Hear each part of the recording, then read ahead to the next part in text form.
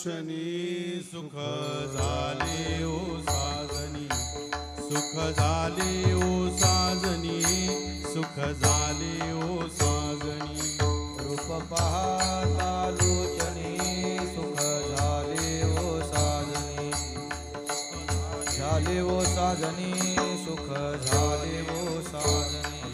तो हा विठ्ठल बरवा, तो हा माधव बरवा, तो हा माधव बरवा, तो हा माधव बरवा. तो हा विठ्ठल बरवा, तो हा माधव बरवा, माधव बरवा, तो हा माधव बरवा. बहुता सुकृताची जोडी म्हणून विठ्ठली आवडी, म्हणून विठ्ठली आवडी, म्हणून विठ्ठली आवडी. बहुत सुकृताची जोडी म्हणून विठ्ठली आवडी, म्हणून विठ्ठली आवडी, म्हणून विठ्ठली आवडी.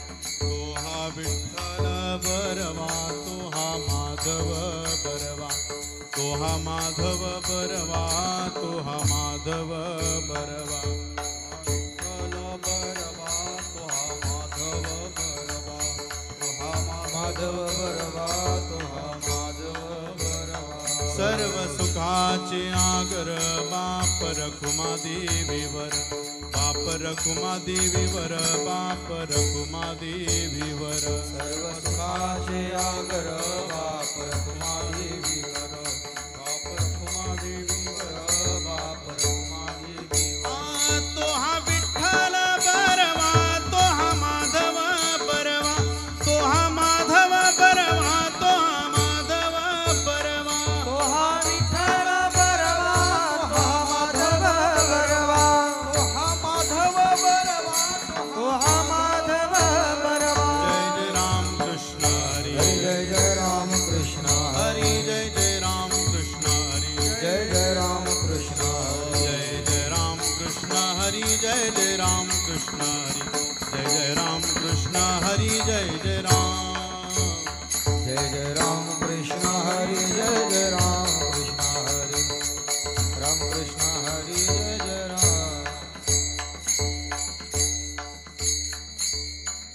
रूप पाहता लोचनी सुख झाले ओ साजनी. तो हा विठ्ठल बरवा, तो हा माधव बरवा. बहुत सुकृताची जोडी म्हणून विठ्ठली आवडी.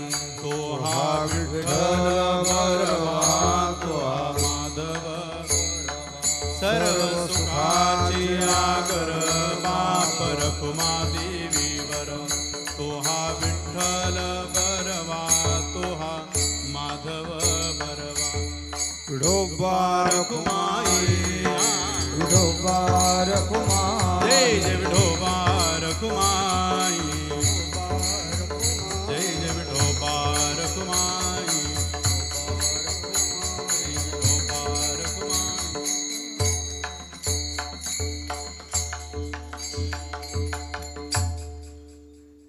आरूप पाहलोचनी, रूप पाहतालोचनी,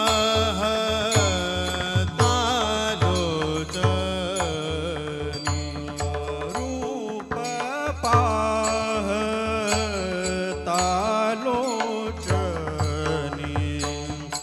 रूप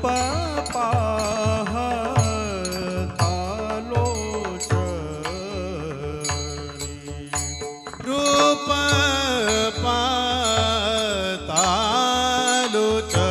पाहतालोचनी, रूप पाहतालोचनी,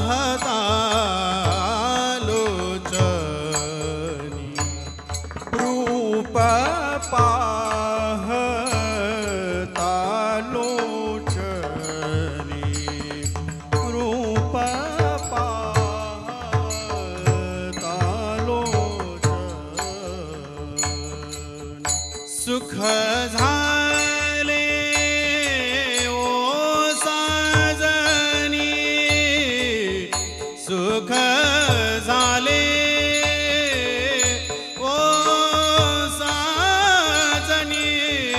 तो हा विठ्ठल बरवा तो हा विठ्ठल बरवा सुख झाले ओ साजनी सुख झाले ओ साजनी तो हा विठ्ठल बरवा तो हा विठ्ठल बरवा तो हा माधव बरवा तो हा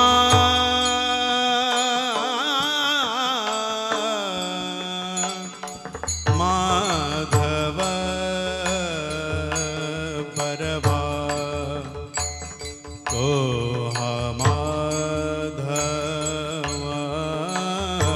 बरवा तो हा माधव तो हा माधव बरवा बरवा तो हा माधव बरवा तो हा माधव तो हा माधव बरवा तो हा माधव माधव बरवा बरवा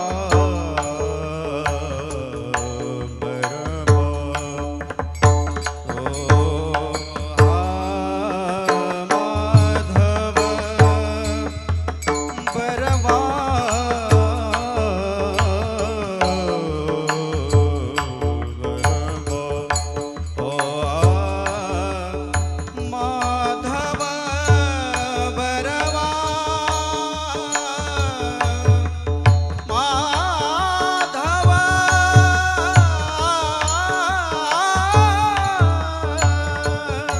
बरवा तो हा माधव बरवा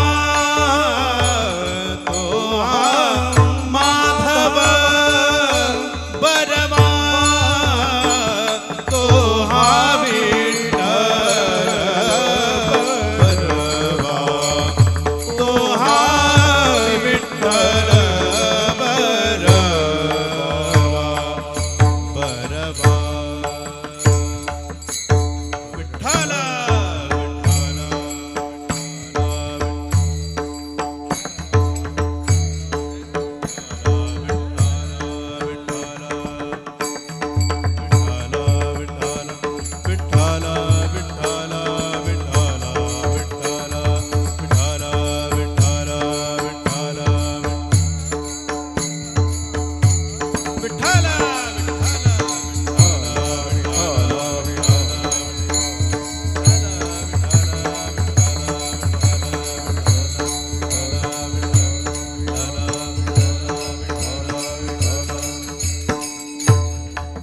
साजनी तो हा विठ्ठल बरवा तो हा माधव बरवा बहुत सुकृतांची जोडी म्हणून विठ्ठली आवडी तो हा विठ्ठल बरवा तो हा माधव बरवा सर्व सुखाचे आगर बाप रखुमा देवीवर तो हा विठ्ठल बरवा तो हा माधव बरवा विठ्ठल विठ्ठल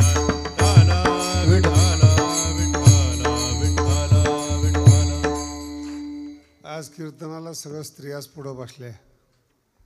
म्हटलं सगळे कीर्तन आपण पुरुषाकरता करतो, एखादं कीर्तन बाईवर असलं पाहिजे.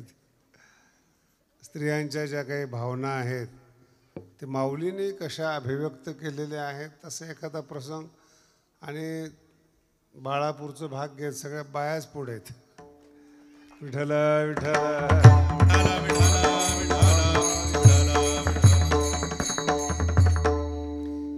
एक अनुवाद नावाचा प्रकार असतो. अनुवाद.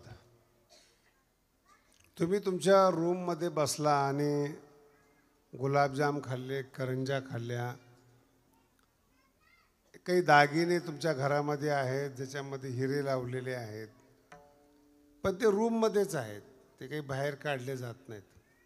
जेवण करताना दरवाजा लावलेला असतो. फ्लॅट जसा असतो ना, आता ती संस्कृती आलेली आहे. आता फ्लॅटमध्ये आतमध्ये काय आहेत, किती करोडचे दागिने आहेत, काय जेवलं जातं, शेजारच्या लोकांना माहिती नाही होत. संसाराचा नियम निसर्गतः असा आहे, अभिव्यक्त झाल्याशिवाय आनंदच मिळत नाही. विठ्ठल विठ्ठल अभिव्यक्त झाल्याशिवाय आनंदच मिळत नाही. कोणताही माणूस असो, निसर्गतः आहे, ते काही वेगळा भाग नाही आहे. लोकांना वाटतं की बायांच्या पोटात काही राहत नाहीत, बरोबर आहे की नाही? पण पुरुष तर बायांच्याच पोटात राहिलेले आहेत ना, त्यांना कसं काही जन्म दिलेला आहे? याचा अर्थ असा आहे की त्या लवकर प्रगट करतात. आणि पुरुषसुद्धा प्रगट करतात, ते मित्रामध्ये गपचीप पद्धतीने प्रगट करतात. आज तिकडं मी पिऊन आलो, तिकडं खाऊन आलो, बायांना नाही सांगत ते. आणि जर नाही सांगितलं तर ती मजाच येत नाही. पहा, हल्लीच्या कॉलेजच्या प्रकरण तर असे आहेत, नुसतं एखादा पोरगा बोलला किंवा पोरगी बोलली की इकडे येऊन सांगणार आमचं जुळलं म्हणून. याला अनुवाद म्हणतात. अनुवाद म्हणजे काय? मिळालेलं काहीच नाहीत, पण ते सांगितल्याशिवाय त्याचा आनंद येत नाही. किती चांगलं घरामध्ये जेवण करा, दोनच माणसं असू द्या, हिरे जडीत रत्न असू द्या घरामध्ये, बाहेर आले की ते चेहऱ्यावर 12 वाजलेले असतात. मग लग्नामध्ये जे प्रदर्शन केलं जातं त्याचं मूळ हेतू आहे की आम्ही किती श्रीमंत आहोत हे लग्नामध्ये दाखवलं जातं. म्हणून जुन्या काळामध्ये 2-4 हजार वर्षापासून जो डाका पाडला जातो ना, तो ते लग्नाच्या दिवशीच पडतो.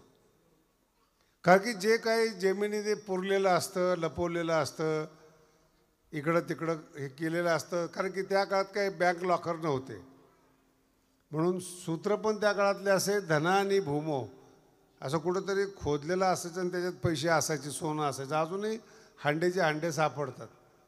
एक तो चोर असा भेटला भगवानगडावर मला, म्हणे महाराज मी अशा ठिकाणी ठेवलं आहे की जे हयातीत कोणाला सापडणार नाही. म्हटलं मला तरी सांग. नाही तुम्हाला काही सांगायला हरकत आहे म्हणे. महादेवाचं नंदी बाजूला केलं आणि त्याच्या खाली हांडा ठेवला आहे. जागा आता कोणाला संशय काय येणार त्याच्यामध्ये? प्राणप्रतिष्ठा केलेली आहे. इको कमी कर आणि बास ट्रबल वाढव आणि पुन्हा त्रास देऊ नको. विठ्ठल विठ्ठल.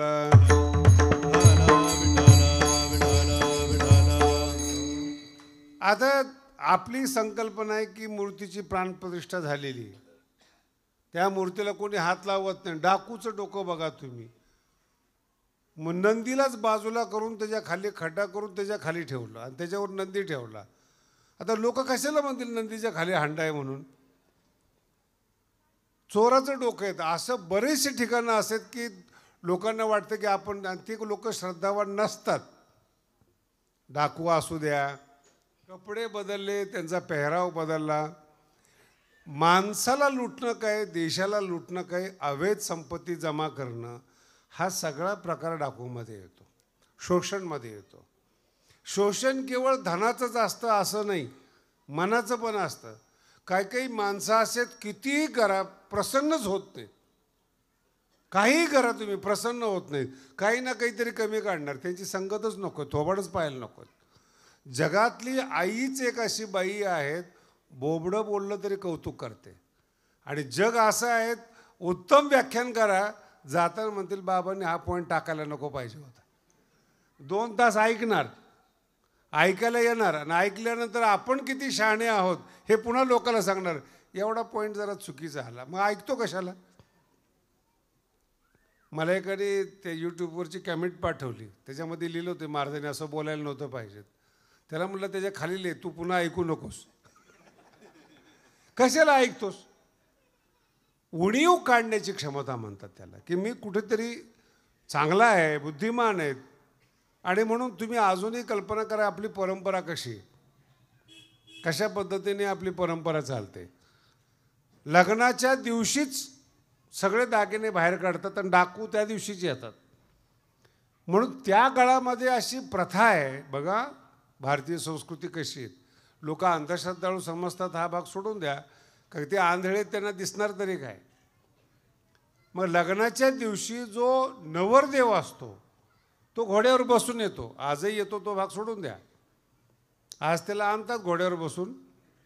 पण त्या काळामध्ये कमरेला खंजीर असायचं, तलवार असायची, टोप असायचा डोक्यावर, फेटा, आणि पोझिशनमध्ये असायचं, आणि नवरी सजलेली असायची. जर डाका पडायचा अंदाज आला तर ह्या नवऱ्याने नवरीची इज्जत आणि तिला पळवून नेऊ नये, तिचे दागिने नेऊ नये म्हणून किमान नवऱ्याला रेडी पोझिशनमध्ये ठेवणं म्हणजे घोड्यावर बसवणे. त्याच्या कमरेला ते लावलेले तलवार वगैरे, आणि त्यांनी त्या मंडपात आल्याबरोबर त्यांनी मुलीला बसवायचं डाका पडल्याबरोबर आणि घोड्यावर घेऊन निघून जायचं. त्या काळात तेच तेवढंच एक साधन होतं घोड्याचं. आता हे गाढवा असे का करतात मला नाही माहिती, पण त्या काळातली ती संस्कृती आहे की मुलीचा बचाव झाला पाहिजे, मुलीची इज्जत वाचवली पाहिजे, मुलीला डाकूनी पळवून नेऊ नये. म्हणून रेडीमेड घोड्यावर बसलेला जो नवरदेव असायचा, जसं वातावरण दिसलं की त्याला बसवायचे, तो घेऊन जा, आम्ही आमचं पाहत मागच्या मागं काही पाहू, पण मुलीची इज्जत वाचली पाहिजे. ती परंपरा झाली. दिंडीमध्ये सुद्धा तसंच आहे. आपली जी परंपरा आहे ना, आपण भजन करत करत करत जातो पंढरपूरला. त्या काळात दुसरं साधनच नव्हतं. मग का जातो? आपल्याकडे पताका असते, टाळ असतात, वाजत वाजत जातो. त्या काळात जंगल होते. पूर्वी जर एखाद्या माणसाने संकल्प केला काशीला जायचा, तर लोक 10व्याला जसं रडायचे, मैतीला जसं रडायचे, तसं तो माणूस गावातून जाताना, काशीला जाताना रडायचे. का की तो काशीला गेल्यानंतर पुन्हा येणार नाही. खरं आहे ना, किती राज्य ओलांडायचे, किती किलोमीटर पायी पायी त्याला लांब जायचे. भाषा वेगळी, जंगलामध्ये जेवण मिळतं का नाही, पशुपासून वाचतो का नाही, परत येतो का नाही. म्हणून आपल्या मराठीमध्ये ती म्हण केली, काशी केली म्हणून. काशी केली शब्दाचा अर्थ संपला की आता तो जिवंत राहिलेला नाही, अशी प्रथा आहे ती आपल्या काळामध्ये. भारतीय संस्कृतीशी रिलेटेड काही संस्कृती आहेत. मग जेव्हा वाजत गाजत दिंडी जाते पंढरपूरला, त्याचे 2-3 फायदे होतात. हे डाकूसुद्धा डोंगराने बसलेले असतात. मग त्या लांबून वऱ्हाड आला असं वाटू नये म्हणून त्या पताका असतात. आणि वाजत गाजत जात असताना जे आसपास श्वापद पडलेले आहेत, विंचू साप काही रस्त्याने पडलेले आहेत, आवाज आला की ते निघून जातात, रस्ता मोकळा करतात. म्हणून ते भजन करत करत करत भेने पळती यमकिंकर म्हणजे वरचे यमकिंकर नाहीत. हे साप, विंचू, श्वापद हे यमकिंकर आहेत. विठ्ठला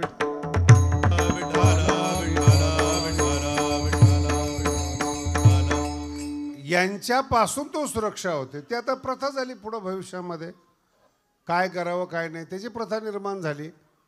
म्हणून आपल्यामध्ये काय भारतीय संस्कृतीमध्ये आपल्या संस्कृतीप्रमाणे प्रथा आहे.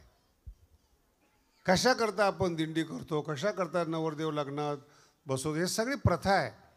आणि हे सगळं करत असताना जे काही आपण आयुष्यात कमवलेलं असतं त्याचं प्रगट करण्याचा टाईम असतो. आणि जर तुम्ही प्रगट केलं नाही तर तुम्हाला आनंदच येत नाही. काही काही बायांच्या घरामध्ये 300-300 साड्या आहेत. बरं, मी कमी बोलत असेल, पण किमान असं गृहीत धरा 2-4 कपाटं भरलेलेच आहेत, तरी पण त्यांना असं वाटतं एक साडी डबल नाही वापरायची. किती कपाटं भरले असतील त्यांचे त्यांना माहितीत.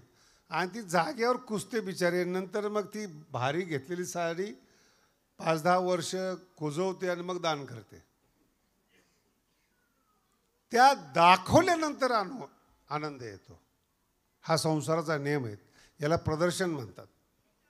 म्हणून तुम्ही आपण संसारामध्ये बघा, तुम्ही दाग दागिने वगैरे वगैरे, तसं भोगल्याचा आनंद जर अनुवादित नाही केला, तर त्याचा आनंद येत नाही. तुम्ही अमेरिकेला गेलात, तुम्ही का तीर्थयात्रेला गेलात, मित्राला जर तुम्ही सांगितलं नाही आणि चर्चा नाही केली तर आनंद येत नाही त्याच्यामध्ये. आणि ह्याला मनुष्य अपवाद नाहीत. विठ्ठल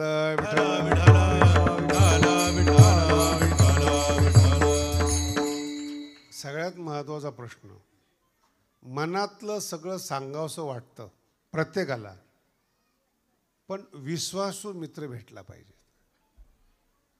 संसारातली अडचण, विश्वासू मैत्रीण भेटली पाहिजे.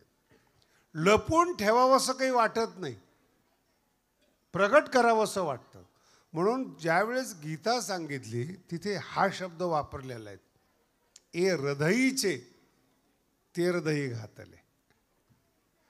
अर्जुनाचे तुझ्यापासून आजपर्यंत लपवून ठेवलं होतं मी, पण तू माझा विश्वासू मित्र आहेत, आवडता मित्र आहेत. आता काही लपवून ठेवावं असं वाटत नाही, काढावं असं वाटतं. विश्वास संपादन करायला 50 वर्ष लागले अर्जुनाला. ज्यावेळेस गीता ऐकायला बसला त्यावेळेस 80 वर्ष वय होतं. आणि सांगणाऱ्याचं कोण बोलतं रे? विठ्ठल विठ्ठल.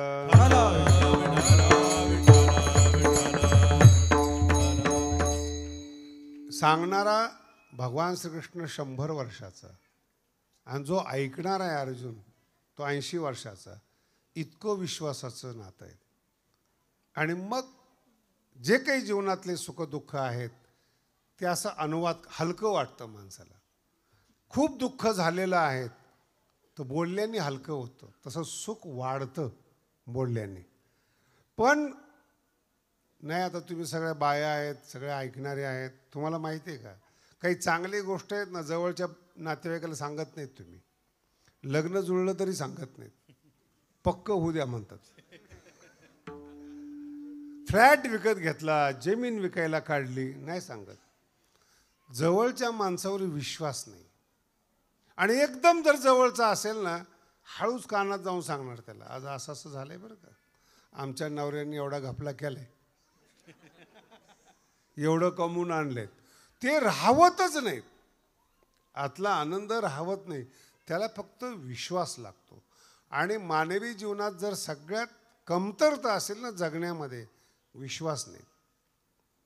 मुलाचा आईवर विश्वास नाही, आईचा मुलावर विश्वास नाही, बापाचा नाही. जर इतक्या रक्तातल्या नात्यामध्ये विश्वास नाही तर भावकीवर काय विश्वास ठेवणार, परकीयांवर काय विश्वास ठेवणार. म्हणून जग आज जे अशांत आहेत त्याचं मूळ कारण विश्वास. मूळ कारण विश्वास नसणे, मूळ कारण.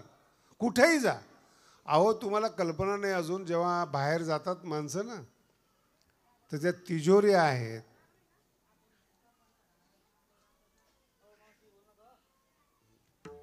विठ्ठल विठ्ठल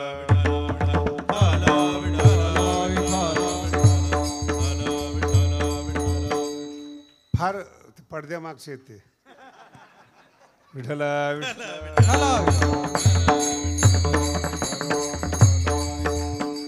तर तुम्ही आजही बघा, जेवढे आता तरुण पोरं मोबाईल वापरतात ना, ते पासवर्ड म्हणजे काय, सिक्युरिटी. सिक्युरिटी म्हणजे काय, विश्वास नाही, दुसरं काय. वेबसाईट आहेत, बँकेची वेबसाईट आहेत, बँकेच्या साईट, काय विश्वास. म्हणून सगळ्यात जास्त भर आता सिक्युरिटीवर आहे. एक ज्ञानेश्वरी ऐकणारे एक माणूस होता, सिक्युरिटीची कंपनी आहे त्याची, सिक्युरिटी. मी त्याला विचारलं नेमकं काय करतो, काय नाही, ज्यांनी बँक उघडली, ज्यांनी हे केलं त्याला मी सिक्युरिटी देतो. म्हणलं तुझ्यावर विश्वास आहे का नाही, म्हणे आमच्यावर ठेवून न ठेवून काय करणार तुम्ही. म्हणून पासवर्ड असेल किंवा काय असेल ही सिक्युरिटी. सिक्युरिटी म्हणजे अविश्वास. विठ्ठल विठ्ठल. तुमचं नशीब आहे बरं का, विक्षेप वगैरे होऊ देऊ नका. एक 5 मिनिटांमध्ये जे काय असेल ते बघा, नाही तर बाकीच्या लोकांना ऐकू देणार नाहीत पोरं. विठ्ठल विठ्ठल.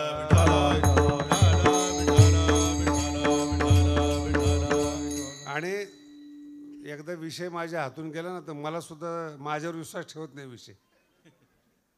म्हणून एकदम शांतपणाने जर ऐकलं तर तुम्हाला चांगलं कीर्तन ऐकायला मिळेल. फक्त बोलू नका, कारण की फ्रेश कीर्तन आहेत. तुमच्या चेहऱ्याकडे पाहून ते बाहेर निघतात. घेऊन जा ना बाई. एवढे लहान पोरं घेऊन कीर्तनाला येते म्हणजे घरी राहत नाही म्हणून तर पाठवलेत नाही इकडं. विठाला विठाला विठाला. विठाला विठाला विठाला विठाला विठाला विठाला विठाला विठाला विठाला. खूप चांगला विषय सांगत होतो, निघून जातो बरं का डोक्यातून. ठीक आहे, जेवढा लक्षात येईल तुमचं नशीब जेवढं आहेत, जेवढी वर्गणी तेवढा विषय. विठाला विठाला. अनुवाद करणं ज्याला म्हणतो आपण, सिक्युरिटी. तसं एक विश्वास नावाचा प्रकार आहे, तो पाहिला जातो. या अभंगामध्ये जो सुख अनुभवले ज्ञानोबारायांनी, प्रत्यक्ष ज्ञानोबारायांनी, त्याचा अनुवाद कोणाकडे करावा हा एक विश्वासाचा प्रश्न आहे. आणि काही काही बारीक बारीक गोष्टी असतात, खोडी ज्याला म्हणतो आपण. प्रत्येक माणसामध्ये व्यंग असतं. प्रत्येक कितीही मोठा माणूस असला ना, त्याचं एक छोटं व्यंग असतं. बायको समजदार असेल तर ती सांगणार नाही. मराठी कळली का? आई नाही सांगत. आई गुण सांगते, दोष सांगत नाही. पण कधी कधी मित्र बायको हे जे असतात ना, त्याला व्यंग. प्रत्येक माणसामध्ये एक उणीव असतेच. सगळ्या अंगाने माणूस चांगला झाला तर त्याला देव म्हणावा. उणीवच नाहीत. लोक देवाची उणीव काढतात, तर माणसाची सोडून द्या.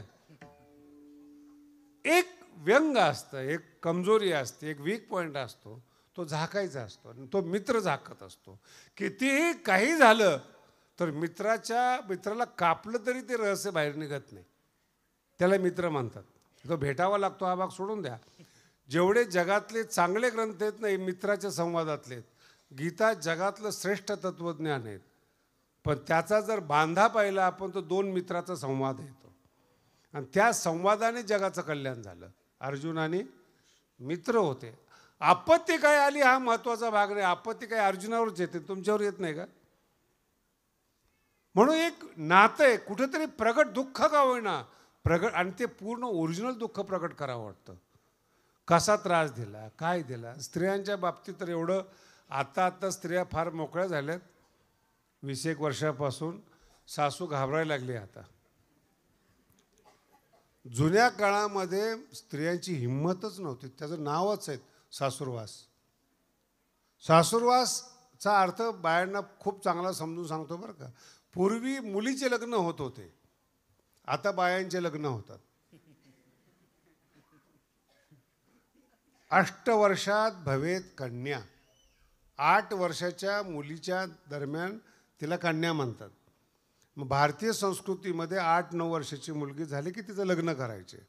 आता ती 8 वर्ष आईच्या सान्निध्यात राहिलेली मुलगी जेव्हा ती 9-10 वर्षाच्या वेळेस नांदायला जाते, तर त्या सासूची इच्छा असते की मुलाचा संसार करता यावा म्हणून ती शिकवते. आणि त्या शिकवणाऱ्याला ती सासूरवास समजते. लक्षात येतं का? आपल्या मुलाची बायको ही चांगली असावी, स्वयंपाक करता यावा, काटकसर करता यावी, मुलाचा संसार करता यावा. कोणत्या आईला वाटत नाही बरं? बरं, जी आज सासू झाली, सून आहे, तिला पण वाटतं ना आपल्या मुलाचा संसार चांगला व्हावा.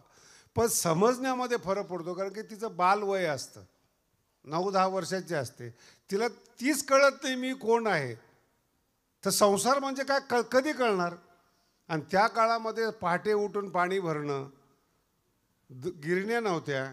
आता किती बाया भाग्यवान. बरं, येताना कामावून येताना नवरा दळून आणतो, किती भाग्यवान आहेत. पूर्वी गिरण्या नव्हत्या, घरी दळावं लागायचं, सासूबरोबर हात करावं लागायचा, गावरान खायला मिळायचं, शेती करावं लागायची. घर आणि दार याला संसार म्हणतात. घर बाईंनी सांभाळायचं असतं, दार पुरुषांनी सांभाळायचं असतं. दाराच्या बाहेर जेवढ्या गोष्टी असतात त्या कोणाच्या असतात? आणि आत्ताच्या काही स्त्रिया मला भेटल्या नवीन मुंबईमध्ये. महाराज, ही जरा जुना काळ गेलाय, आम्ही स्वतंत्र आहोत. म्हटलं चुकीची कल्पना आहेत. जे हत्याकांड आणि बलात्कार घडतात ना, ते केवळ तुम्ही स्वतःला अतिसुशिक्षित समजतात म्हणून होतात. नाही, पुरुषाची चूक नाही का, ती चुकलेलेच आहेत. माझा मुद्दा समजून घ्या. त्यांचं निसर्गतः तसं बनवलेलं आहेत. जर तुम्हाला वाटत असेल ते चांगले वागावेत, तर माझ्या माहितीप्रमाणे सांगतो, खूप चांगले पुरुष संसाराच्या कामाचे नसतात ते तुकोबाराय होतात. कळते? खूप चांगले पुरुष संसाराच्या, मुंबईला प्रवचनं चालायची माझी घाटकोपरला, 87-88ची गोष्ट आहे. थोड्या बाया जास्त असायच्या. तर मी बाईला विचारलं की तुम्ही एवढ्या प्रमाणामध्ये येतात, नवरे काय येत नाहीत? ते म्हणे त्यांनी जर तुमचं ऐकलं ना आमच्या हातातून गेले तर. म्हणजे चांगलं ज्ञान पुरुषांनी ऐकू नये इथपर्यंत करावं लागतं बरं का. संसार कोण करणार संसार? म्हणून दाराचा व्यवहार जो असतो तो पुरुषांनी करायचा असतो. आणि स्त्री एकदा दाराच्या बाहेर गेली ती सुरक्षित नसते. तिच्या जपण्यासाठी भारतीय संस्कृती येते. ती सुरक्षित राहावी म्हणून ऋषीमुनींनी विचार केला आहे. घरात काही कमी कामं असतात का महाराज? मी माझ्या 2-3 डॉक्टर लोकांना सांगितले की तुम्ही डॉक्टरीन बायको करू नका, नाही तर दोघंही मिळून ढाब्यावर जाणार. जेवण कोण करणार घरामध्ये? दोघंही तुम्ही प्रॅक्टिस करताय, दोघंही हॉस्पिटल करतायत, पैसा येतो, अन्न येत नाही घरात. आणि स्त्रीनी बनवलेलं, नवऱ्यासाठी बनवलेलं अन्न स्वयंपाक आणि पुरुषासाठी बनवलेला, मुलासाठी बनवलेला स्वयंपाक, त्यातलं प्रेम वेगळं असतं. हॉटेलं इतकी मोठी मोठी उरले, तुम्ही जेवढे बसलेले पुरुष मंडळी आहेत वर्षभर खाऊ शकतात का हॉटेलमधलं? किती 5 स्टार मोठा असू द्या. घरचा स्वयंपाकात प्रेम आहे, आस्था आहे, टेक्निकली बनवलेले आहेत की हे चांगलं लागावं म्हणून. आणि तिकडचं काय किती तेल टाकलेलं आहे, कसा तेल टाकलेलं आहे, काय काही संबंध नाही त्याचा. विठाला विठाला हा महत्वाचा भाग आहे. आणि मग विश्वास ठेवता येत नाही अशी जेव्हा घटना घडते तेव्हा भगवान श्री ज्ञानोबाराय आपल्या बुद्धीला, ते स्वतः स्त्री होतात बरं का ज्ञानोबाराय, या अभंगाची विशेषता आहेत. खरं म्हणजे ते पुरुष आहेत पण त्यांना माऊली म्हणतात. ज्ञानोबाराय एकमेव संत असे की त्यांना काय म्हणतात? माऊली म्हणतात. आणि तो माऊली शब्द इतका कठीण झाला आहे, आता तुम्हाला काय सांगू. जे जे लोक संताची नावं ठेवतात ना, तुकाराम महाराजांचं नाव ठेवतात, एकनाथ महाराजांचं, माऊलीचं नाव ठेवतात, खूप कठीण आहे. ते चांगले वागले तर ठीक, नाहीतर आज तुकाराम कुठे आहे? गुत्त्यावर आहे. उधारी कुणाची आता फार जास्त तुम्हाला सांगत नाही, त्या नावाचं पतन आहे ते. पण माऊली म्हणजे काय? महाराष्ट्रातल्या साधकांना, संतांना जन्म देणारी आहे आध्यात्मिक, म्हणून ती माऊली आहेत. आणि तिने भावना ओळखलेलीत म्हणून ती आपल्या बुद्धीला मैत्रीण करते. आणि सांगत असताना खूप सुंदर सांगते. पहिल्या चरणात रूप पाहता लोचनी, रूप पाहता लोचनी, पाहता लोचनी, रूप पाहता लोचनी, सुख झाले व साजणी, सुख झाले व साजणी, साजणी तो हा विठ्ठल बरवा, बरवा तो हा विठ्ठल बरवा. सुख झाले ओ साजणी, सुख झाले ओ साजणी, तो हा विठ्ठल बरवा, तो हा विठ्ठल बरवा. हे रूप पाहता लोचनी, सुख झाले वो साजनी, सुख झाले वो साजनी, साजनी सुख झाले वो साजनी. हा रूप पाहता लोचनी, सुख झाले ओ साजनी, सुख झाले ओ साजनी, सुख झाले वो साजनी. अभंग लक्षात, खूप गोडा अभंग आहेत. कधीच पुरुष असं म्हणताना ऐकलं का रूप चांगलं आहे म्हणून? पुरुषामध्ये रूपाची किंमत स्त्रीला असते, कारण की पुरुष जेव्हा जन्माला येतो तो आईच्या उदरातून जन्माला येतो, आणि तो जर कर्तृत्ववान असेल, देखणा असेल, बुद्धिमान असेल, त्याने कितीही जरी आईला त्रास दिला तर ती पाहिल्या वेध लावी. म्हणून जेवढे अभंग आहेत त्या सगळ्यांचा सार स्त्रीच्या शब्दातून बाहेर आलेला आहे. कृष्णाला पाहत असताना तुम्ही काय पाहता? रामाला पाहत असताना काय पाहता? जेवढे संस्कृतमधले शास्त्र आहेत ना, फक्त रूपाचं वर्णन करणार आहेत. रूपाचं वर्णन. भगवान रामचंद्र प्रभू कसे होते, दिसायला कसे होते. तुम्ही आता अनेक भजनं वगैरे ऐकले, तुम्ही तुमच्या मनामध्ये त्यांचे सगळं आठवून घ्या. कृष्णाचं वर्णन करत असताना काय वर्णन केलेलं आहे? ज्ञानोबारांचं वर्णन करत असताना उगवला खांब कर्दळीचा गाभा. किती देखणे होते ज्ञानेश्वर महाराज, त्यांचं वर्णन आलेलं आहे. वैदिक घराण्यामध्ये आणि राजघराण्यामध्ये माऊलीचा जन्म आहे. बरं, माऊलींचे पंजोबा जे होते ते फार मोठे योद्धे होते आणि आपेगावचे राहणार होते. त्यावेळेस देवगिरी राजधानी होती आणि मी संभाजीनगरला कीर्तन करतोय. तुम्हाला लवकर समजेल की ते अंतर किती आहेत. देवगिरीचं राजकारणामध्ये पंजोबा होते आणि ते युद्धात मारले गेले, बीडच्या युद्धामध्ये. म्हणून त्यांच्या आजोबांनी ठरवलं की इथून पुढं आपल्याला राजकारण करायचं नाहीत, मरायचं नाहीत. म्हणून आपल्या मुलाला शिकवलं, विठ्ठलपंतांना शिकवलं आणि अजून पुढं शिकावं आणि मोठा व्हावा म्हणून ते काशीला निघाले होते. अशांच्या घरात ज्ञानोबारांचा जन्म आहे. विठ्ठल विठ्ठल. आणि जेव्हा हे कीर्तनकार सांगतात ना, असं झालं नाही, तसं झालं नाही, मला फार वाईट वाटतं बरं का. प्रत्येकाच्या जीवनामध्ये दुःखाचा फेज येतो, नाही असं नाही. 2-4 दिवस दुःखाचे असतात. याचा अर्थ त्या माणसाने जीवनात आनंदच घेतला नाही असा असतो का? तुम्ही माझ्या समोर बसलेले आहेत, 1-2 वर्ष तुमचे दुःखात गेले असतील ना. शिकत असताना गेले असतील, काहींचा बाप खराब आहेत, मार खाण्यात दिवस गेले असतील, काहींची सासू खराब आहेत.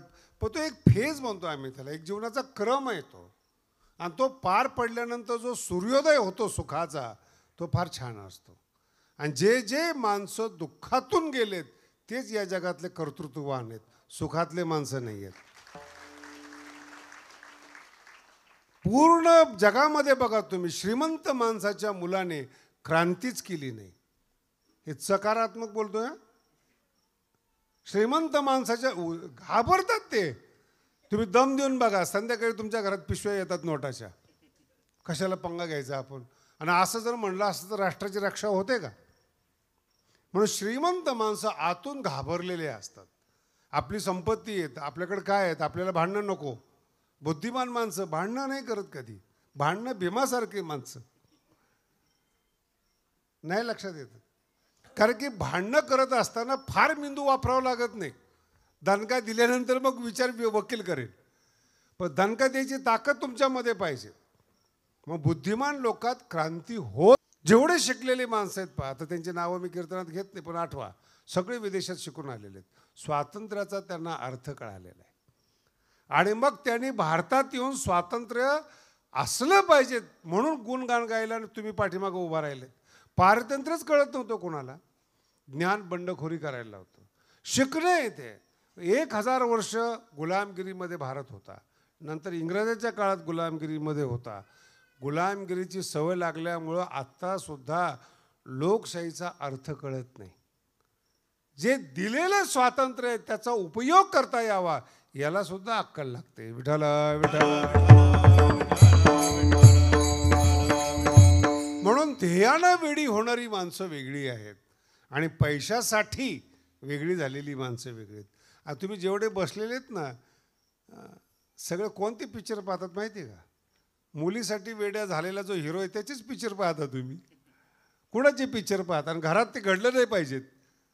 आणि पिक्चर तुम्हाला तेच आवडतात जिथे हिरो आपल्या हिरोईनसाठी आयुष्य देतो, जान देतो, भांडणं करतो, कुळाबरोबर बापाबरोबर बंड खरी करतो, त्याचे तुम्ही पिक्चर हिट करता. खरं आहे खोटं आहे? बाप नको म्हणतो लग्न करायला, हिरो पाठीमागा लागतो, बंडखोरी करतो, आणि तीच बंडखोरी जर तुमच्या घरात झाली तर किती वाईट वाटतं तुम्हाला. म्हणून पुरस्कार करताना सुद्धा विचार करा की आपण चांगलं म्हणतो कुणाला. ज्याला चांगलं समजतो पिक्चरला ते आपल्यात घरात होता कामा नये. विठाला विठाला कळत नाही आपल्याला या गोष्टी. म्हणून संत संग देई सदा. चांगल्या लोकांच्या संपर्कात आपली मुलं आली पाहिजेत. चांगल्या संस्कारामध्ये मुलं राहिली पाहिजेत. आमच्या गडावर 200 मुलं आहेत महाराज. उद्या नोकरी लागो नाही तर लागो, दारू तर पिणार नाहीत, बापाला तर मारणार नाहीत, घराच्या बाहेर तर काढणार नाहीत. याला संस्कार म्हणतात, याला संगती म्हणतात. आणि ही संगती श्रीमंतामध्ये जी असते ते लपून असते, घाबरलेलं असतं अंतःकरण. पैसा आहे, प्रॉपर्टी, सत्ताधारी माणसाला दम देऊन बघा बरं तुम्ही, लगेच कॉम्प्रोमाइज करतात. काय पाहिजे ते तुम्हाला घ्या पण ग बस. बंड मोडण्याचा प्रयत्न करतात. ज्याच्याकडे आहे ते घाबरलेले आहेत. म्हणून त्यांच्या बाबतीतलं अंतःकरण मिळते. अंतःकरण मोकळंच करत नाहीत. म्हणून त्यांच्या चेहऱ्याकडे पाहिलं तर मोकळेपणा वाटत नाहीत. ज्ञानोबांनी ज्ञानेश्वरीमध्ये फार सुंदर सांगितले बरं का. पुण्यवान कोणाला म्हणावं, दर्शने प्रशस्ती पुण्यपुरुष. ज्याला पाहिल्यानंतर समाधान वाटतं त्याला पुण्यपुरुष म्हणावं. आणि तोच अभंग आहे. रूप पाहता म्हणजे कोणतं रूप पाहताना, पुण्यवानाचं रूप पाहत असताना, देवाचं रूप पाहत असताना. मग आणि स्त्रियांना जास्त माहिती आहे. ज्याचा चेहरा चांगला आहे त्याचं अंतःकरण चांगलं आहे. जे बुद्धिमान माणसं आहेत ना, चेहऱ्यावरून कळतात की याच्या मनात काय चाललेले आहेत. काय डोळ्यातून मनामध्ये प्रवेश करता येतो. आणि जो मनाचा मोकळा आहे ना त्याचाच चेहऱ्यावर आनंद असतो, इतरांच्या चेहऱ्यावर नाहीत. म्हणून भगवंताचं कृष्णाचं रूप पाहिल्यानंतर, रूप पाहता काही लागत नाही बरं. तुम्ही आता हे शहर आहे तुम्हाला माहिती आहेत, मुलींना आहे ना फक्त रूप लागतं. कन्या वर येते ना, तो किती श्रीमंत आहे, त्याच्याकडे किती गाड्या आहेत वगैरे काही लागत नाही. मुलीला जर म्हटलं ना तो गरीब आहे पण दिसायला चांगला आहे, ती मुलगीच श्रीमंताच्या घरातून पळून जाते. आळंदीमध्ये मी धर्मशाळा बांधत असताना बघितलं एका मोठ्या घराण्यातली बाई गौंडीचं काम करत होती. ते मलाही माहीत नव्हतं, बाई होती. आता आळंदी आहेत नाही कळालं. ज्यांना कुठं स्थान नाही ते कुठे येतात, माऊली ना, सगळ्याला पदरात घेते. मग नंतर मला त्या कॉन्ट्रॅक्टरने सांगितलं की मोठ्या घराण्यातली असं तसं. मग मी तिला विचारलं की भाऊ एवढ्या मोठ्या घराण्यातली तुझ्या हाताखाली 4-5 नोकर, तू आता गौंडी काम करते. म्हणे महाराज इथं आम्हाला समाधान मिळतं. विठाला विठाला. खोलवर विचार करा या गोष्टीचा. मन रमणं वेगळं आणि भौतिक श्रीमंती असणं वेगळं. भगवान श्रीकृष्णाचं जे रूप आहे ते वेगळं, ते आकर्षण वेगळं. जिथं समाधान आहेत, मानसिक समाधान आहे. श्रीमंत आहे पण बरोबर घेऊन जाऊन वाटत नाही, ते लय अवघड गोष्ट आहेत महाराज. त्याच्या पुढे जाऊन सांगतो तुम्हाला, म्हणजे तुमच्या लक्षात येईल काय आहेत. जेवणाचं ताट आहेत ना त्याची ॲडव्हर्टाईज बघा तुम्ही. जेवण सुद्धा बाई हुशार असले ना तर देखणं जेवण मांडते. ताट स्वच्छ असतं, त्याच्यात पदार्थ सजवलेले असतात. पाहिल्यानंतर तोंडाला पाणी आलं पाहिजे, त्याला रूप म्हणतात. जेवण खाणं हा भाग वेगळा आहे. डोळ्याने सुद्धा जेवण केलं पाहिजे ही अक्कल फार कमी लोकांना आहे. डोळे सुद्धा जेवतात, ते जे रूप आहेत. म्हणून तुम्ही बघा काय काय पिक्चर पहा तुम्ही, भाताची मूद आहे, त्याच्यावर वरण आहे, त्याच्यावर तूप आहे, आणि ते पाहिले की माणसाला भूक नसली तरी खायला जातो. कशाचं काम आहे ते? रूप पाहता विठाला विठाला. इच्छा नसताना इच्छा होते. महाभारतामध्ये एक प्रसंग फार सुंदर आहे. सूर्यपुत्र आहे ना कर्ण,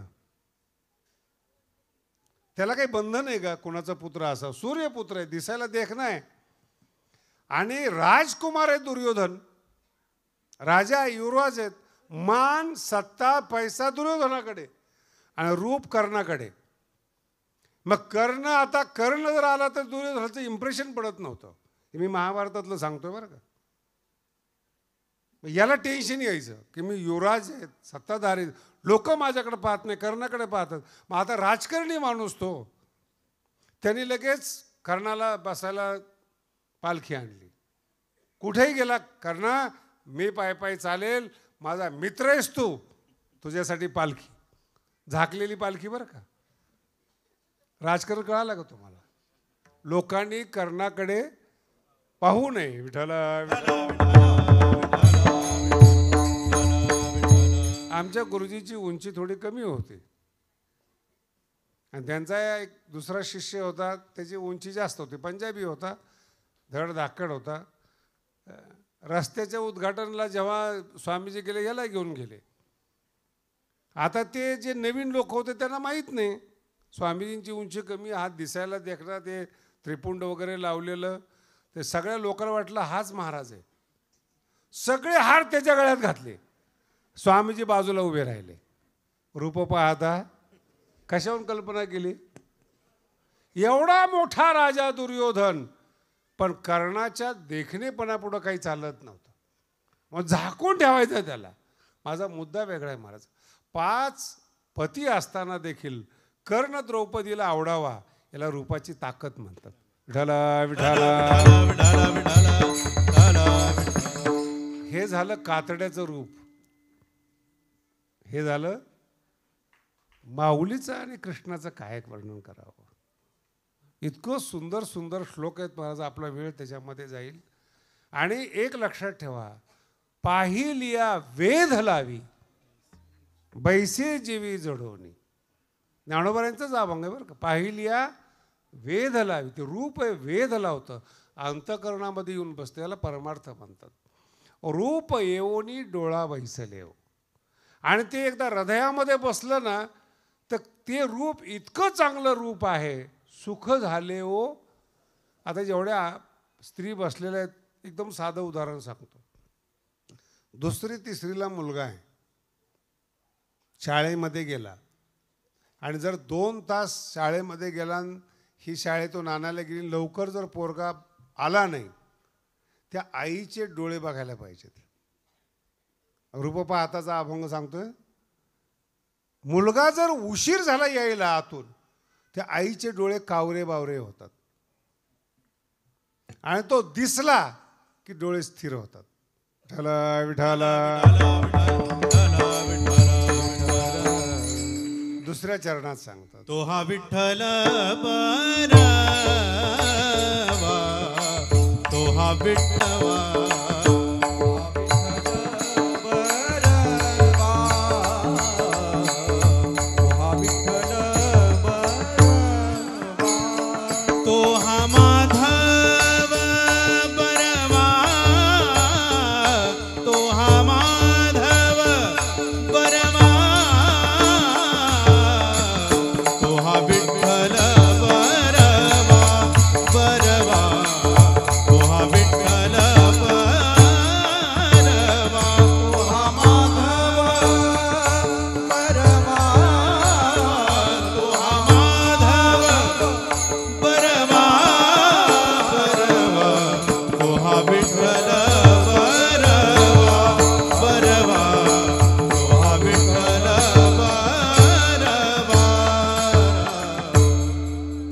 शब्द फार महत्त्वाचा आहे. बरवा, तो हा विठ्ठल.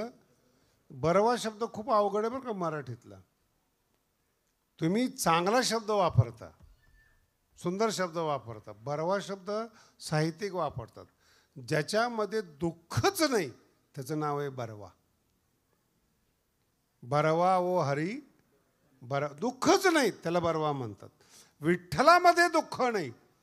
माधव विठ्ठल एकच नाव, आई दोन्ही नावाने बोलत असते, त्याला बरवा म्हणतात. ज्याच्यामध्ये दुःखच नाही, काही केलं तरी दुःख नाही, तो बरवा. फक्त पाहिलं पोराला की डोळे शांत होतात. तो देत नाही काही. मराठी समजून घ्या. मुलगा काही देत नाही, पण दिसला की अंतःकरणाला गारवा लागतो, त्याला म्हणतात बरवा. भगवंताला पाहिलं ना की ज्याचं हृदय प्रेमाने ओथंबलेलं आहे ते शांत होतं. कुठल्याही संतांनी काहीही आजपर्यंत मागितलेलं नाही. संत इतके श्रीमंत आहेत महाराज, काय सांगायचं तुम्हाला, एक एक वर्णन करावं. अनुभवामृतामध्ये भगवान श्री ज्ञानोबरायांनी आपल्या ग्रंथाला श्रीमंत म्हटलेले आहेत. श्रीमंत अनुभवामृतामध्ये माझा अनुभवामृत एवढा श्रीमंत आहे, गरीब लोकांनी येऊन अभ्यास करावा आणि त्यांनी श्रीमंत व्हावं, एवढी श्रीमंती अनुभवामृतामध्ये. त्याचे कर्ते आहेत ज्ञानोबा राय. ग्रंथ एवढा देखणा आणि श्रीमंत आहेत, त्याचे कर्ते आहेत ते किती असतील मोठे. म्हणून भरलेलं जे अंतःकरण आहेत, ओथंबलेलं जे अंतःकरण आहेत, ते एकदा पाहिलं ना मागतच नाही काही, आणि मागितलं ना त्याला माणूसच म्हणू नये. दंडकारण्य बरं का, आपण ज्या एरियामध्ये राहतो याला दंडकारण्य म्हणतात.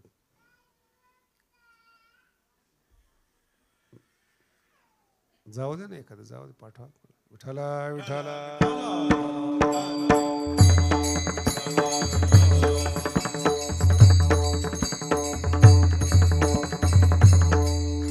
दंडकारण्यामध्ये एक असं, आता अयोध्या कुठे तुमच्या लक्षात येत असेल आणि नाशिक कुठे ते बघा तुम्ही. मध्यंतरी नरभक्षी माणसं होते, आदिवासी लोक आहेत ना, आत्तासुद्धा माणसं मारतात. जर तुम्ही काही एरिया पाहिला, अजूनही माणसाला प्रवेश नाही आहे तिथे. आपल्यामध्ये खंड आहे हा भारताच्या अंतर्गत, तिथं एकच जमात राहते, दुसऱ्या माणसाला येऊच देत नाहीत ते, माणसं मारतात ते. बराच प्रयत्न केला त्या माणसाला माणसात आणण्याचा, पण त्या माणसाने माणसं येऊच दिले नाहीत, की तुम्ही नकोच. आता त्या एरियातून हे तिघजण चालले होते, भगवान श्रीरामचंद्र प्रभू, मध्यंतरी सीता आणि पाठीमागं लक्ष्मण. आता जाताना दिवसभर त्यांना पाणी मिळालं नाही. लोक यायचे, पायचे जायचे, पायचे यायचे जायचे. संध्याकाळी अत्री ऋषींच्या आश्रमात गेले ते, तेव्हा जाऊन त्यांना काही पाणी, जलपान, थोडंसं खायला मिळालं. आणि त्यांनी बोलता बोलता अत्री ऋषींना सांगितलं की महाराज, सकाळपासून आम्ही फिरतोय, जंगलातून येतोय, पण ना आम्हाला कोणी पाणी विचारलं, ना काही फळं विचारले, ना थांबासा म्हटले. लोक यायचे, बघायचे जायचे, बघायचे जायचे. अत्री ऋषी म्हटले, महाराज तुमच्या रूपाचा एवढा प्रभाव होता, ते तुम्ही जिवंत आले हे तुमचं नशीब आहे. कारण की जे येत होते ते नरभक्षी होते, आदिवासी होते. ते तुम्ही जेव्हा येत होते आणि तुम्हाला पाहिलं की त्यांना असं वाटायचं की हे देखणा माणूस याला मारू नये, चांगला माणूस याला मारू नये, हे पाहून निघून जायचे. हेच उपकार आहेत. विठाला विठाला. आणि कधी कधी हे उपकार समजत नाहीत बरं का. आळंदीमध्ये धर्मशाळेचं उद्घाटन होतं. एक आमदार आले आणि मला विचारलं की धर्मशाळा बांधताना तुम्हाला काही त्रास झाला का? म्हटलं नाही. मग इथल्या आमदारांनी काही तुम्हाला मदत केली का? मराठी नीट समजून घ्या बरं का. इथल्या आमदारांनी तुम्हाला काही मदत केली का? म्हटलं नाही. पण असं कसं काय तुम्ही म्हणता त्रास झाला नाही तुम्हाला? म्हटलं नाही झाला त्रास. मग मदत केली नाही का तुम्हाला? म्हण नाही. ते म्हणे तुम्हाला त्रास न होणं हीच मदत आहे ना, तर ते कधीही काम अडवू शकले असते. नाही कळालं? एखादा नगरसेवक असेल तर काम अडत नाही. आणि जर वाटलं एखाद्याला की याचं काम अडवावं, कोणी काडी लावली हे सुद्धा कळत नाही, पुढं तुम्ही सॉल्व करायला त्याच्याकडे जा. असं तुम्ही आहेत का? मग आम्हाला न विचारता काम कसं काय सुरू केलं? शब्द लक्षात ठेवा. हा प्रभाव पुण्याचा आहे, तेजाचा प्रभाव आहे.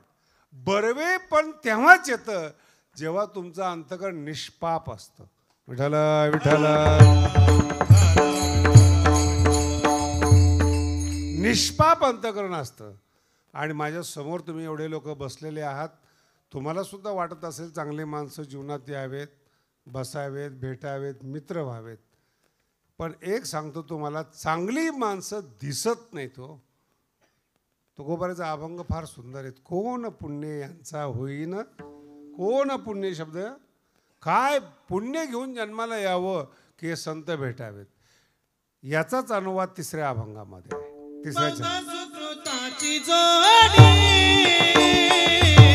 बहुता सुकृताची जोडी, बहुता सुकृताची जोडी, बहुता सुकृताची जोडी, म्हणून विठ्ठली आवडी,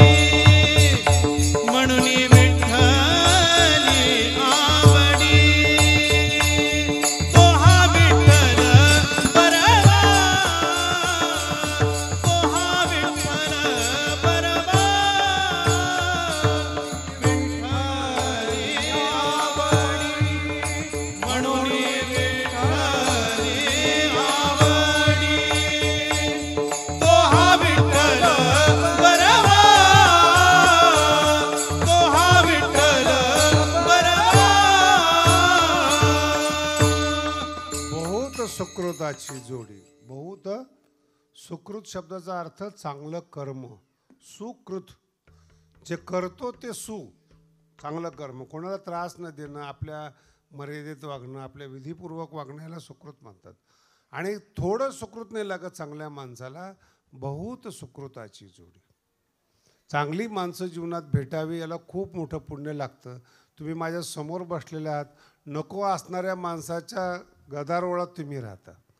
शेजारी त्रास देतात, बाहेरचे त्रास देतात. आणि आता भारताची तर परंपरा अशी विचित्र, कशाने त्रास होईल सांगता येत नाही महाराज. कितीही चांगला वागा, जातीवादाने त्रास होतो, धर्माने त्रास होतो, राजकारणाने त्रास होतो, रस्त्यावर जात असेल तर बंद होतो, कोण दगडं फेकल काही सांगता येणार, सुरक्षितच नाहीत. सगळा भारत राम भरोसे, काही सांगता येत नाहीत. म्हणून चांगलं गाव, चांगली लोक एकत्रित यावेत, याला खूप भाग्य लागतं महाराज. जगामध्ये काही पुस्तकं प्रसिद्ध, काही एरिया प्रसिद्ध आहेत. जपानमध्ये एक एरिया आहे, 100 वर्षाच्या खाली माणसंच मरत नाहीत. मग त्या पुस्तकातलं आणि त्या भागातलं रहस्य मी मागच्या वर्षी गेलो होतो, तिथं पाहिलं. माणसं आहे ना, अशी देव माणसं आहेत महाराज. विनम्रतेनं बोलणं, पाप मनामध्ये नसणं, 100 वर्ष निरोगी जीवन जगतात. आणि माणसं एकत्रित राहतात. न भावकी आहे, न प्रगती आहे, न विरोध आहे, काही नाहीत. आपण माणसं आहोत, आपल्याला 100 वर्ष जगायचे आहेत, याच्या अतिरिक्त दुसरं ध्येयच नाहीत. अशी माणसं मिळण्यासाठी बहुत सुकृताची जोडी. कळलं का? Bank balance. तुम्ही चांगलं कर्म करताय, लगेच खर्च करतायत. अन्नदान दिलं, पंगत दिली, लगेच नवस पूर्ण, ते संपलं पुण्य. जोडी शब्दाचा अर्थ आहे बँक बॅलन्स. पुण्य जमा करा, खर्च नका करू. छोट्या छोट्या गोष्टीमध्ये खर्च करू नका. आणि मोठ्या गोष्टीसाठी पुण्य लागतं. तुम्ही बंगला घ्यायचा असेल, पैसा लागतो त्याला.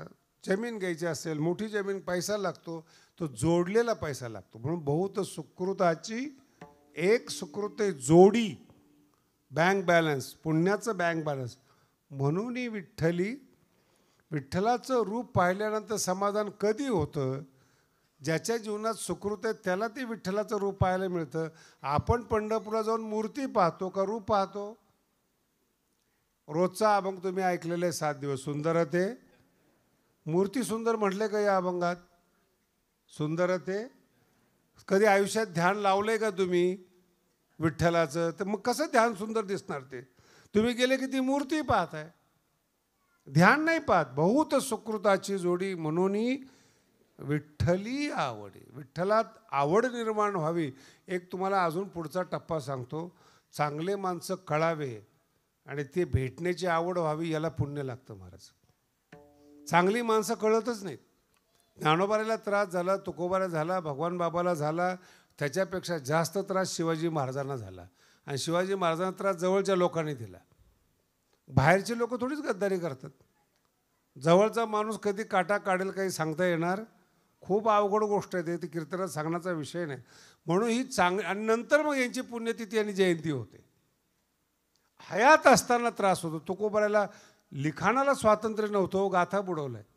मी एवढे सुंदर सुंदर अभंग तुकोबाने लिहिले. सुंदर ते ध्यान, समचरण दृष्टी, श्री आनंदा, एवढे अभंगसुद्धा बुडवावेत. किती म्हणजे तुकोबाराय न कळावेत. काय कारण त्याचं? सुकृत नाही, पुण्य नाहीत. कीर्तन कळायला सुद्धा पुण्य लागतं हो. मी मागाशी सांगितलं तुम्हाला, असे पिक्चर पाहतात जे आपल्या घरात त्या घटना घडू नये म्हणून तुम्ही सावध आहात. आणि त्याच घटना पाहायला तुम्ही पिक्चर हॉलमध्ये जाता.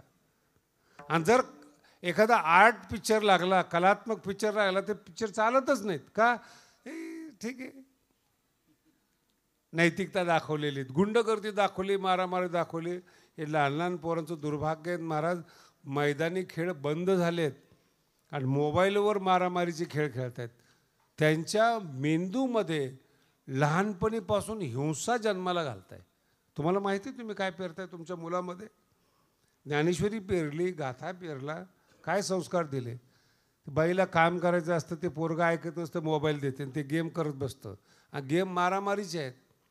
आणि ते मारामारी जर त्या मुलाच्या डोक्यात बसले तर आईबापाला मारणार नाही का ते? गल्लीबोळात शिकवलं काय त्याला तुम्ही? त्याच्या कच्च्या मेंदूमध्ये दुश्मन बसवलेत तुम्ही, वाईट बसव. तुम्ही किती प्रयत्न करा त्याच्या मेंदूतून जातच नाही. म्हणून चांगल्या घरात जन्माला येण्याकरता सुद्धा पुण्य लागतं. आणि चांगलं ठिकाणी चांगली माणसं कळावीत, घरात आलेली माणसं कळावी, याच्याकरता सुद्धा भाग्य लागतं. बहुत एवढं वाक्य लक्षात ठेवा, सुकृताची जोडी. दारूच्या गुत्थ्यावर जायचं आणि संतांनी भेटावं असं इच्छा करायची, ही मूर्खपणाचं लक्षण आहे. दिवसभर लोकांचे मुंडके तोडायचे. आणि हे नामदेव महाराजांचा अभंग आहेत. हरिदासाच्या चरणी लोळे लोटांगण संत आले की, आणि केशी धरोनी कापी गळे. 700 वर्षापूर्वीचा अभंग आहे. केशी धरोनी केसांनी गळा कापता तो, आणि संत आले की लोटांगण. बहुत सुकृताची. जर तुम्हाला समाधान पाहिजे असलं ना, सुकृताचं बँक बॅलन्स पाहिजे, जोड पाहिजे, मग तुम्हाला प्रेम निर्माण होतं. मला बरेच लोक विचारतात, मला ज्ञानेश्वरी कळत नाही. मला कळावी असं काय केलंय तुम्ही? नाही कळत नाही. तू कोण आहेस? कशामुळे तुला कळायला पाहिजे? काय समजतात स्वतःला? लोक फार व्यवहारित. माझं ते वन विभागाचं एक काम चालू आहे, आणि एकाला पुण्यामध्ये उद्घाटन करायचं होतं माझ्या हातून. त्यात मला ते सगळं टेक्निकली माहिती. मग त्याने त्या वन विभागाच्या अधिकाऱ्याला गोड बोलला. आता आमचं गडाचं काम आहे वन विभागाच्या अधिकाऱ्याकडे. मग त्याला वाटलं यांच्यामार्फत तारीख घ्यायची. फार हुशार लोक, कुठून वशिला लावतील, कशी शोधतील, कुणाचं ऐकतात, कोण आहेत, काय बराबर. आणि तो त्या वन अधिकाऱ्याला घेऊन माझ्याकडे आला. आणि मग त्यांनी सांगितलं, महाराज पुण्याला उद्घाटन आहे, तुम्ही यावं असं वाटतं याला. त्या माणसाकडे सगळं निरीक्षण करून पाहिलं. म्हटलं काय आहे तुझं? ते म्हणे एक 20-25 कोटीची बिल्डिंग आहेत, हॉस्पिटल आहेत, आमकं वगैरे वगैरे सांगितलं. तुमच्या हातून उद्घाटन ठेवायचं आहे. म्हटलं 21 वर्षामध्ये भगवानगडासाठी असं काय केलं की त्या महंतांनी तुझ्यासाठी 400 किलोमीटर प्रवास करावा? मराठी कळली का? जाणं 200 किलोमीटर पुणे, येणं 200. असं काय केलं 21 वर्षामध्ये की भगवानगडाचा महंत तुझ्या घरी यावा? असं काय केलं? बहुत सुकृताची. त्याच्यावर बोलतोय काय केलं? तू गपच बसला तो. आणि त्या वन विभागाला सांगितलं, हे तुमचे कामं नाहीत महाराज असले, हे धंदेवाईक लोक आहेत, यांना घेऊन येत जाऊ नका माझ्याकडे. तुमचं काही काम असलं तर सांगा. काहीही न करता पुण्याचं फळ आपल्याला मिळावं असं समजणं गाढवपण आहे.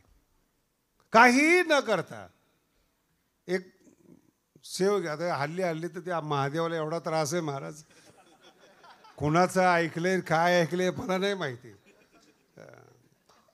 कधी त्याला शिवरात्रीशिवाय पाणी आणि फुलं मिळाले नाहीत. रोज बिचारा आंघोळ करतोय तो.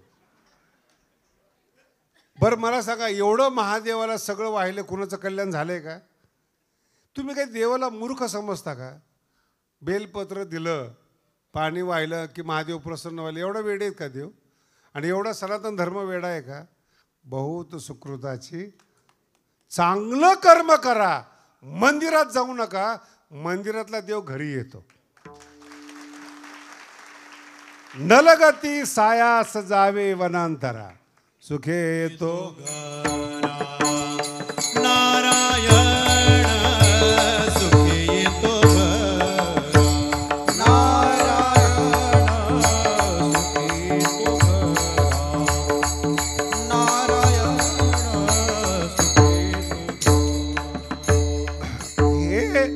तुकोबरायचं वाक्य आहे. नलगती सायास वनांतरा जावे. घर सोडून वनांतरा जायची गरज. सुखे येतो घरा येतो. सुकृताची जोड पाहिजे. घरात चांगलं वागा, कोणाचं वाईट करू नका, कोणाला जळू नका, कोणाच्या संपत्तीवर जळू नका. जळून जळून तुमचं अंतकरण काळं पडून जाईल आणि चेहरा पाहिला की पुन्हा चप्पल काढावी वाटेल. बहुत सुकृताची. रोज सत्कर्म करा. आणि सत्कर्म शब्दाचा अर्थ कोणाविषयी वाईट विचार न करणं. सत्कर्म म्हणजे फार मोठी गोष्ट नाही. रोज यज्ञ करा, याग करा, पंक्ती द्या, याला सत्कर्म नाही म्हणत. हे फार सुंदर बरं का. ज्ञानोबांचे फार अभंग गोड आहेत. सत्कर्म किंवा हे काय, तुम्ही तुमचं जीवन व्यवस्थित आपुली आपण करा, याला सत्कर्म म्हणतात. कोणावर जळू नका, कोणावर बोलू नका, त्याला सत्कर्म म्हणतात. आणि ते सत्कर्माची जोड म्हणजे जोडी नाही बरं का, बॅलन्स वाढलं तुमचं की या जगातलं जे सुख आहेत त्याचा आधार असणारा पांडुरंग परमात्मा तुम्हाला आशीर्वाद दिल्याशिवाय राहत नाही. सर्व सुखाचे आगर, सर्व सुखाचे आगर, सर्व सुखाचे आगर, सर्व सुखाचे आगर. बाप रखुमा देवीवर, बाप रखुमा देवीवर, तोहा विठ्ठल बरवा बरवा, तोहा विठ्ठल बरवा. ओ बाप देवी वर, बाप देवी वर, तोहा विठ्ठल बरवा बरवा, तोहा विठ्ठल बरवा. रखुमाई विठोबा रखुमाई, हरि रखुमाई, ज्ञानेश्वर